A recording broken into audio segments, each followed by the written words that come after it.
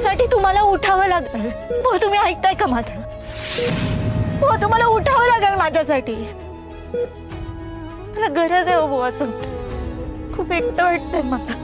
हो तुम्ही तरी मला असं वाऱ्यावर सोडून नका। बुवा उठा ना, बुवा बोला माझ्याशी। बुवा ऐकताय का? बुवा बोला ना माझ्याशी। बुवा बुवा उठा, बुवा बोला बरं। बुवा माझं घर, माझा संसार सगळंच पडायला लागले बुवा। तुम्हाला नेहमी असं वाटायचं ना की तुमच्या लेकीचं भलं व्हावं, तिला तिला कधीच कुठलीच कमी पडायला नको, तिला आनंदाने राहावं। बुवा हे सगळं झाल्यावरती मी कसं आनंदाने राहील? आता तर मी आबासाहेबांच्या पण मनात नोंद करली, मला त्यांच्या मनात परत जागा करायची आहे बुवा।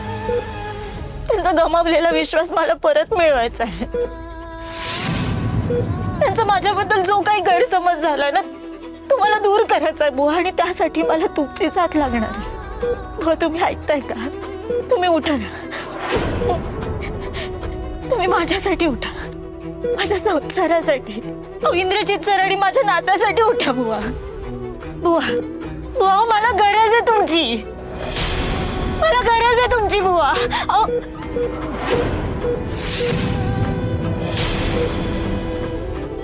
बुवा बुवा माझं बोलणं पोहोचतंय का तुमच्यापर्यंत? बुवा तुम्हाला ऐकू येतंय का मी काय बोलतेय? बुवा माझा आवाज पोहोचतोय ना तुमच्यापर्यंत? बुवा तुम्हाला वाईट वाटतंय का माझ्यासाठी? बुवा बुवा उठा ना, मी काय बोलते तुम्ही ऐकताय का?